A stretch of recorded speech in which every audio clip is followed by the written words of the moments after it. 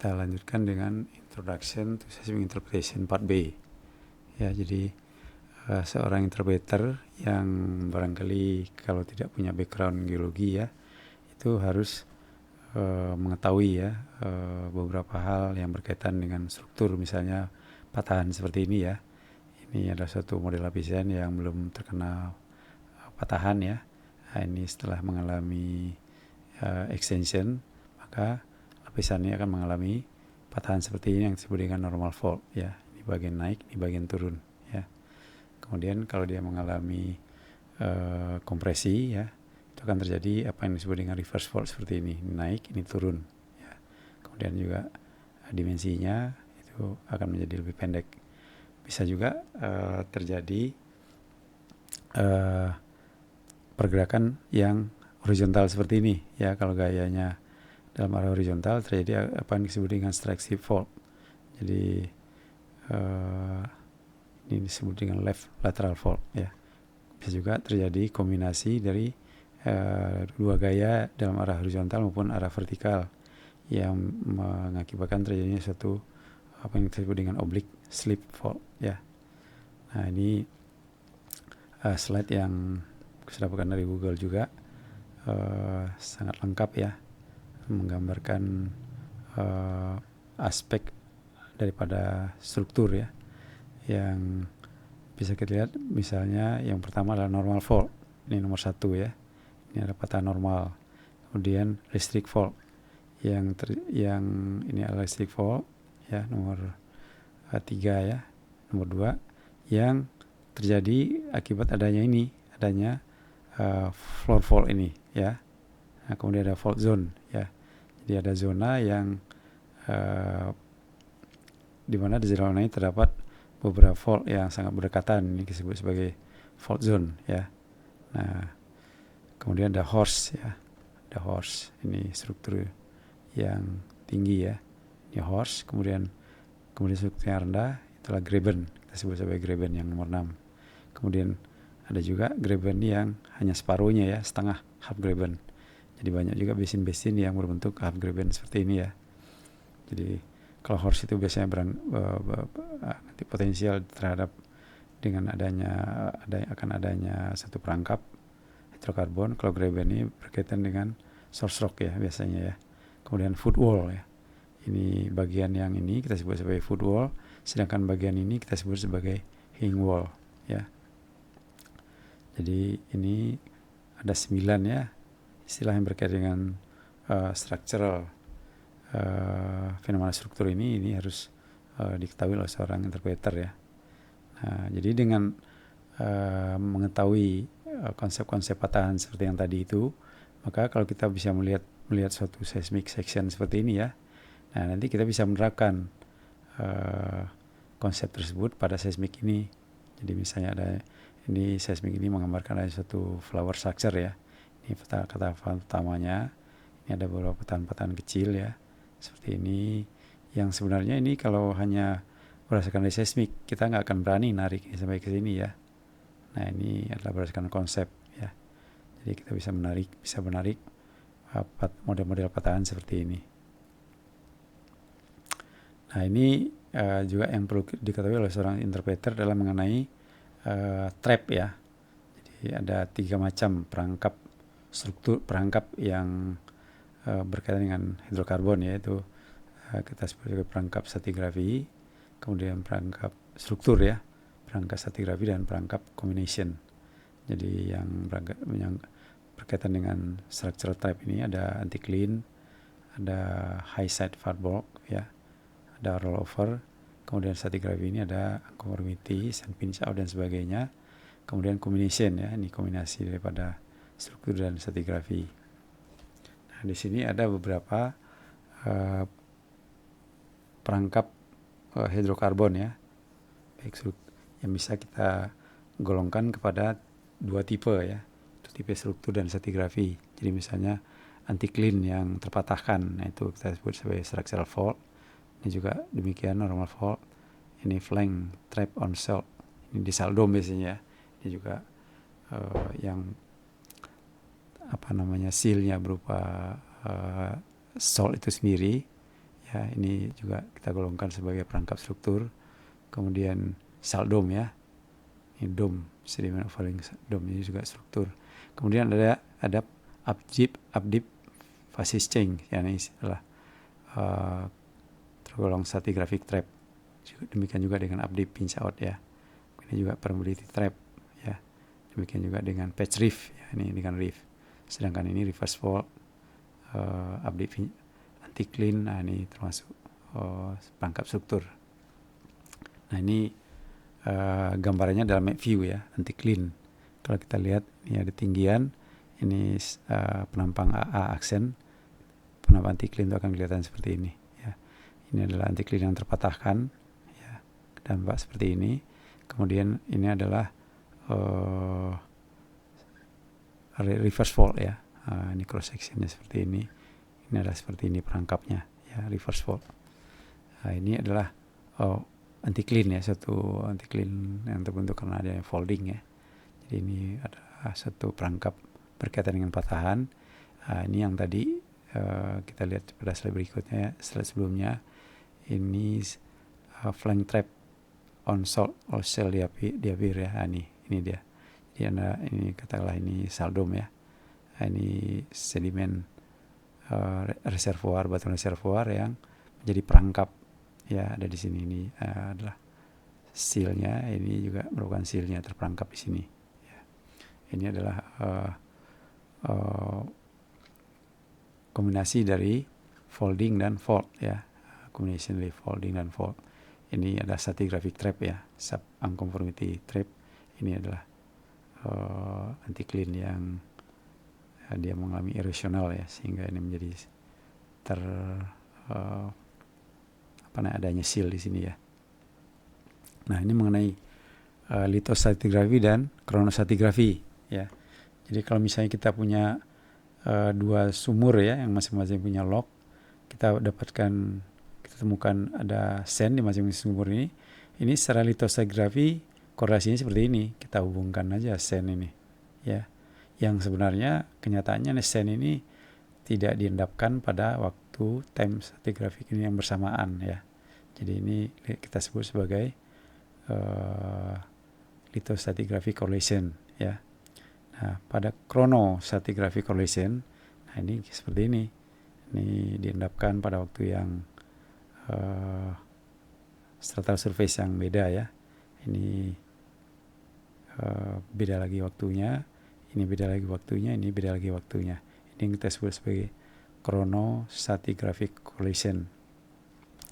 Ini juga demikian ya. Kita punya 4 sumur misalnya, A, B, C, dan D. Nah kita punya ada 4 sand ya, sand 4, 3, 2, dan 1. Nah ini kalau chronostratigraphy ya, kebalikan yang tadi, chronostratigraphy ini seperti ini korelasinya ya, datumnya para sequence boundary. Yang 4 ini dia nggak nyambung ya, 3 dia nyambung sini, yang 2 nyambung sini, yang 1 ini yang menyambung dengan 4. Nah sedangkan kalau misalnya kita hubungkan, kita korelasi secara lithostratigraphy, maka yang 4 itu dia seperti ini, 4 nyambung sini ya, yang B dan C ya. Kemudian yang A itu 4, yang A itu dia berhubungan dengan 3 ya, berhubungan dengan ini, berhubungan dengan ini ya, berhubungan dengan ini, berhubungan dengan ini ya. Jadi sedangkan yang ini yang besarnya jadi kontinu ya, jadi 4, 3 ya, 3 yang 3 ini 3, 2, 1 ini menjadi berhubungan, dan juga 1 di sini ya, jadi berhubungan. Jadi ini bedanya ya, stratigraphic correlation dan lithostratigraphic correlation. Nah sekarang apa bedanya gitu? Kenapa kita harus membeda-bedakan korelasi seperti demikian?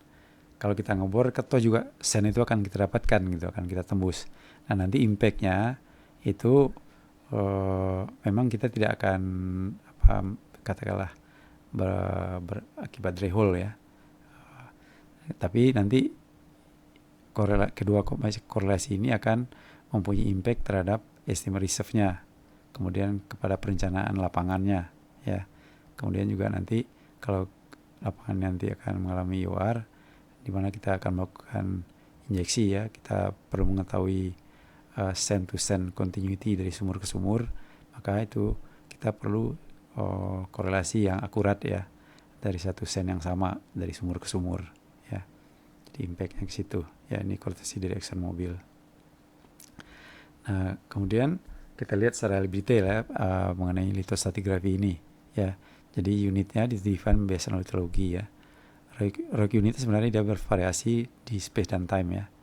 Nah, jadi kalau kita lihat di sini ada satu sand A, yang sebenarnya sand A ini dia diendapkan merupakan transgressive sand ya, yang diendapkan dalam waktu yang beda-beda sebenarnya. Tapi kelihatan seperti continue ya. Ini ada base sand. Nah, kalau kita lihat bagaimana seismiknya, apakah kita ini akan melihat sebagai sesuatu yang continue. Nah, kita lihat kalau kita melihat dari chronostratigraphy, sebenarnya nih yang sand itu diendapkan dalam time unit yang beda-beda, dari unit 1, 2, 3 dan seterusnya. Jadi sandnya kira-kira ada di sini tadi ya, ada di sini. Nah, sekarang gimana kalau ini chronostratigraphy ya, ini define based on time equivalent stellar surface dan natural stratigraphic subdivision. Chronozone ya, bervariasi di space tapi tidak dalam time ya. Kalau yang tadi dia bervariasi dalam space dan time. Kalau ini dia bervariasi dalam space tapi tidak dalam time ya, chronozone-nya. Kemudian dia correspond to physical boundary yang dapat mengenerate reflection. Nah, nanti kita lihat di sini ya. Nah, ini gambar yang tadi ya. Ini kita gimana nih seismic responnya? Apakah dia nanti akan menjadi seperti ini ya? Kalau kita melakukan survei seismik, apakah akan kita lihat suatu refleksi yang kontinu pada lapisan sand ini, atau seperti ini tapi kenyataannya nanti akan seperti ini? Yang kita lihat pada seismik nanti ternyata seperti ini ya. Dia mengikuti chronostratigraphic ya, chronostratigraphic unit. Nah, kemudian kita lanjutkan dengan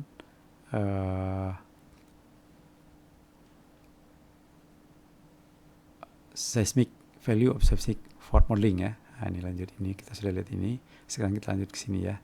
Jadi apa maksud daripada seismic model seismik yang apa? Jadi apa model geologi yang digambarkan oleh suatu kenampakan seismik ya. Jadi kita akan lihat di sini ya. Seismic stratigraphy itu banyak aspek keilmuan yang terlibat di sini ya, dari mulai pengambilan datanya sendiri, kemudian digital database sistemnya, kemudian struktur dan stratigraphic interpretation, dan prinsip-prinsip yang digunakan dalam melakukan interpretasi ini, sedimentary prosesnya, kemudian well processing ya terkait dengan proses seismiknya sendiri, kemudian ada satu hal yang akan kita lihat di sini berkaitan dengan seismic modeling yang berkaitan dengan seismic stratigraphy. Nah, modeling ini bisa kita lihat dari beberapa segi ya. Dari sisi dimensinya bisa satu dimensi, katakanlah ini kalau kita melakukan seismogram misalnya, kita melakukan seismic modeling satu dimensi ya. Kalau misalnya kita bikin suatu 2D modeling, nah ini kita akan dapatkan suatu 2D seismic section. Bisa juga kita nanti melakukan 3D seismic modeling ya. Nah, dari segi repetnya, nah bisa kita lihat ini kalau vertical repet seperti ini. Nah, ini berkaitan dengan stack section ya, stack section. Bisa juga kita melakukan dengan menggunakan normal incidence. Maka nanti normal incidence ini kita akan dapatkan section yang migrated section ya. Nah, pada kedua hal ini itu source dan receivernya ada pada tempat yang sama ya. Nah, bisa juga kita melakukan source dan receivernya itu mempunyai offset. Jadi menyangkut dengan pre-stack modeling ya. Jadi kalau berkaitan dengan AVO segala macam, nanti ini adalah non-zero range modeling. Nah, model yang satu dimensi seperti halnya kalau kita melakukan sintetik seismogram itu biasanya seperti ini. Kita punya satu model geologi yang terdiri pada beberapa macam batuan ya, sand shell, limestone. Kemudian ini adalah velocity log-nya, ini density log-nya, ini adalah impedance perkalian dari density dan velocity. Nah, nanti dengan menggunakan formula ini kita akan mendapatkan reflection coefficient seriesnya. Jadi dari ini menambahkan reflection coefficient yang negatif ya, dari high impedance ke low impedance. Ini dari high impedance, dari low impedance ke high impedance positif, dan seterusnya ya. Ini menggambarkan reflection coefficient dan relationship terhadap perubahan litologi ya. Nah, ini ya, kalau kita punya 9 layer misalnya, 9 lapisan ya, 9 lapisan batuan misalnya, mana masing-masing batuan itu mempunyai akustik impedance yang beda-beda. Nah, maka nanti dari kontras impedance ini kita bisa mendapatkan reflection coefficient yang seperti ini ya. Nah, kalau kita konversikan suatu wavelet zero phase seperti ini, maka nanti kita akan mendapatkan composite wavelet seperti ini. Nah, setelah semua dijumlah-jumlahkan, maka akan kita dapatkan sintetik seismiknya seperti ini. Satu sintetik seismik satu dimensi ya. Nah, ini kalau kita buat modeling 2D ya. Jadi kita punya katakanlah 5 lapisan ya, atau 2 sen, di mana dia diinterbedded dengan shell ya. Katakanlah ini kecepatannya 12.000, ini 5.000 misalnya ya kecepatannya. Maka kalau kita gunakan jadi sebenarnya modeling yang kita lakukan ini berkaitan dengan bagaimana kita bisa meresolusikan sen ini ya. Nah, kalau misalnya kita gunakan suatu wavelet yang Richter wavelet yang dominan frekuensinya 40 Hz, maka kita bisa lihat di sini bahwa sen ini bisa kita resolusikan, top sennya sebagai peak, base sennya sebagai trough. Kemudian sen yang berikutnya ini sebagai peak, ini sebagai trough. Jadi dengan menggunakan wavelet yang dominan frekuensi 40 Hz ya, Richter, itu sen yang ini masih bisa kita resolusikan. Itu kalau ketebalan sennya itu lambda per 4 ya, minimal ya, lambda per 4. Jadi 1/4 panjang gelombang daripada seismik ini. Jadi kemudian kalau misalnya sennya lebih besar ya, atau lebih kecil daripada lambda per 4, jadi kalau kita menggunakan panjang gelombang yang lebih panjang ya, maka sen yang ini nggak bisa lagi teresolusikan. Jadi misalnya kita gunakan bandpass wavelet seperti ini yang lebih rendah ya, peak frekuensinya lebih rendah. Ini bandpass zero phase wavelet di mana peak frekuensinya itu jauh di bawah 40 Hz, maka nanti kita akan lihat bahwa top dan base-nya itu tidak lagi tergambarkan dengan jelas ya. Tidak lagi tergambarkan dengan jelas. Ini peak-nya jatuhnya hampir pada zero crossing, sedangkan base-nya ya masih bisa di sini ya, tapi di sini udah nggak begitu jelas ya posisi daripada top dan base-nya. Nah, ini kalau misalnya di top daripada suatu lapisan sen ini ada gas ya, maka nanti akan terjadi antara gas sen ini dengan wet sen ini akan terjadi perbedaan akustik impedance ya. Nah, sehingga respons seismiknya nanti akan seperti ini. Kita akan lihat adanya suatu fluid contact ya, adanya suatu flat spot yang berkaitan dengan fluid contact. Dan juga pada top daripada sen yang ini itu akan terjadi perubahan reflection coefficient ya. Jadi dari shell ke wet sen yang AI-nya di sini lebih besar, itu terjadi peak ya, sedangkan di sini terjadi trough ya. Ini terjadi apa yang disebut dengan polarity reversal yang berkaitan dengan adanya water contact ya. Kemudian di lapisan yang bawah ini akan terjadi apa yang kita sebut dengan velocity sagging, karena gelombang seismik yang melewati gas sen ini dia melewati medium yang kecepatannya rendah, maka nanti akan terjadi perlambatan ya, atau waktu tempuh daripada gelombang seismik yang sampai ke flat layer ini akan lebih lama, sehingga terjadi apa yang kita sebut dengan sagging. Jadi travel time-nya akan lebih lambat, sedikit ya, lebih lambat.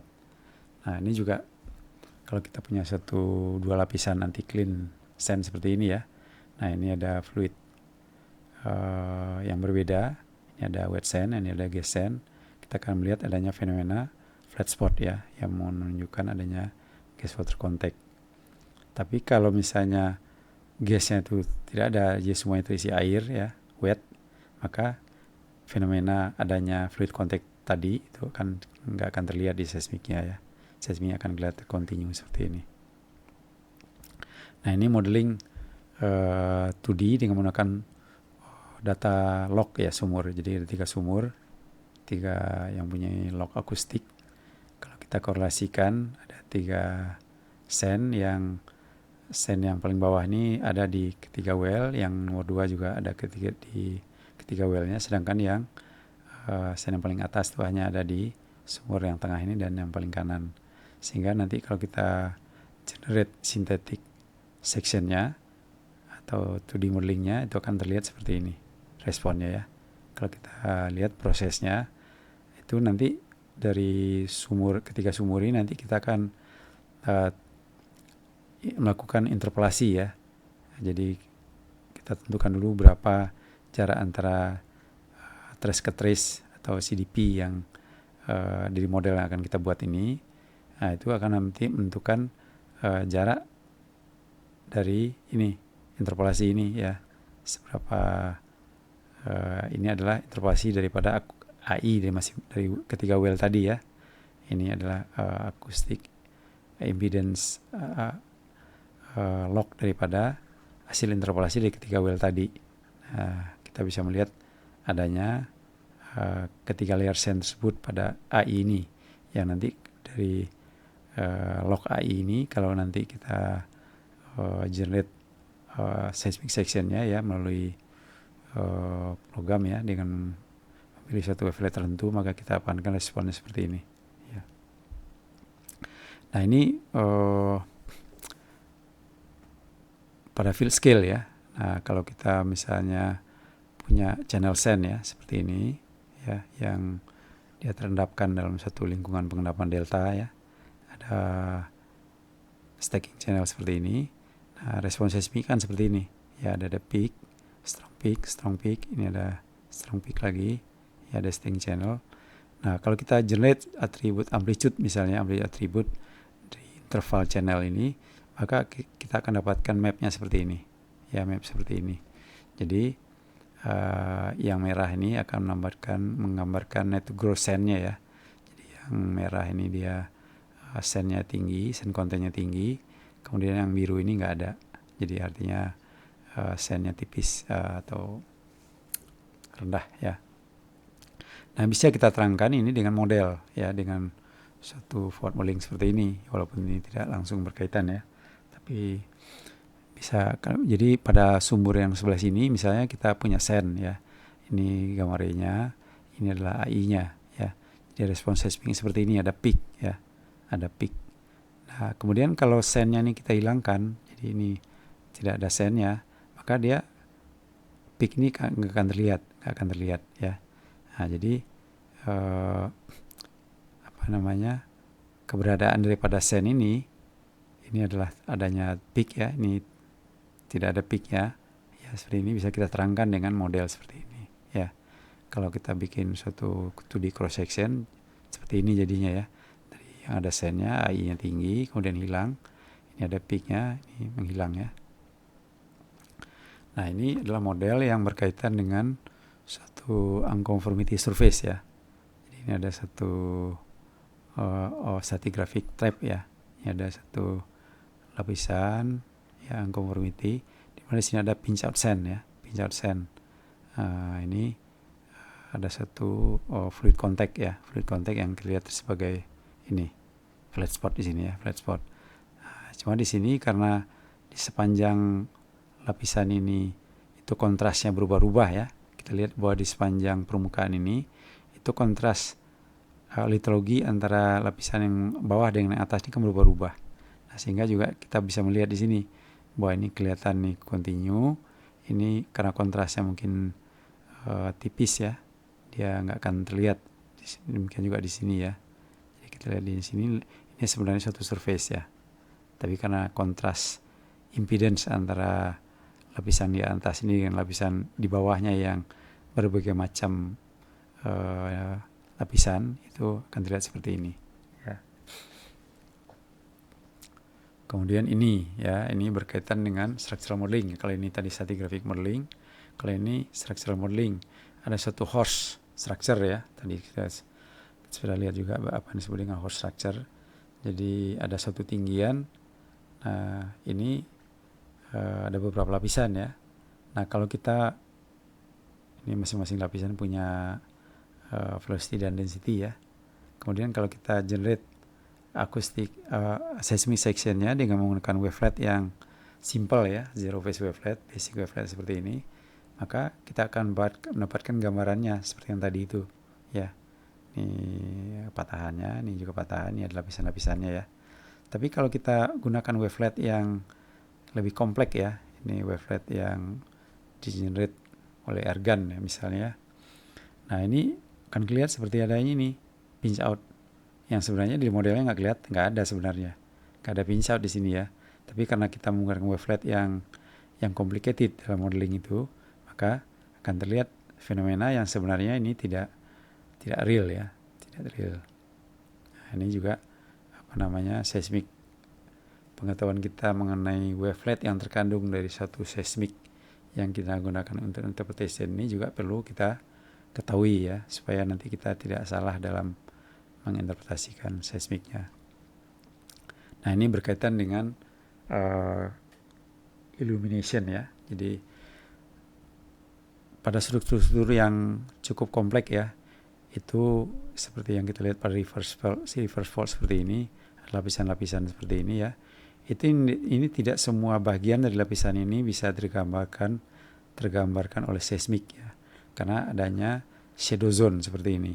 Jadi kalau kita lakukan forward modeling ya, yang menggambarkan nanti lintasan gelombang-gelombang seismik, kalau kita lakukan suatu survei, ada bagian-bagian yang nggak tercover nanti yang tidak tercapture nanti refleksi ya dari lapisan ini, misalnya bagian ini ya. Nah, sehingga nanti ini kita sebut sebagai shadow zone. Jadi ada zona-zona di mana sebenarnya ini ada pelapisan batuan ya di sini ya, tapi tidak teriluminasi ya, tidak teriluminasikan oleh repes dari seismik yang kita gunakan. Nah, ini misalnya contohnya ya, ini adalah repesnya ya, ini strukturnya. Jadi tidak persis sama seperti ini yang kita dapatkan di sesi, ada yang terputus ya, walaupun ini sepertinya continue ya. Nah, ini nggak kelihatan ya.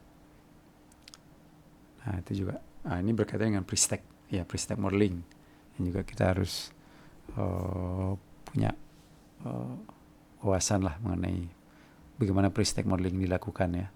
Jadi kalau kita punya ini berkaitan dengan view interpretation nantinya, atau DHI interpretation. Jadi ini satu seismic data yang kita punya. Jadi kita lihat adanya satu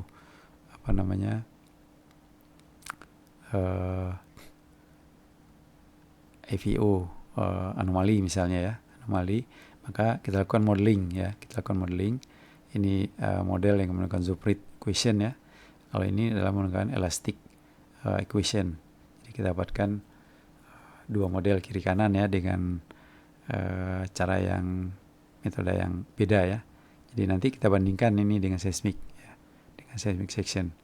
Jadi bedanya di sini ya, pada elastic gather ini multiple-nya tergambarkan ya. Kalau di sini dia tidak tergambarkan karena pakai asumsi yang lebih sederhana, yaitu Zooprit equation. Nah, ini berkaitan dengan fluid content modeling ya. Jadi kalau misalnya kita punya satu sumur yang kita punya VPVS ya di sumur ini ya, ada satu lapisan misalnya di sini ya, lapisan. Kalau misalnya kita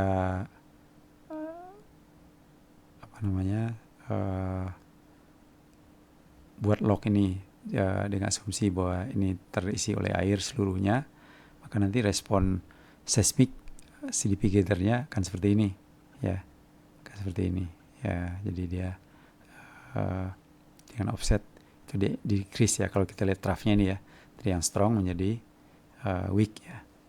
Nah, ini adalah yang near range-nya, yang ketiga ini ya, ini yang variance ya, ini yang untuk yang brine ya.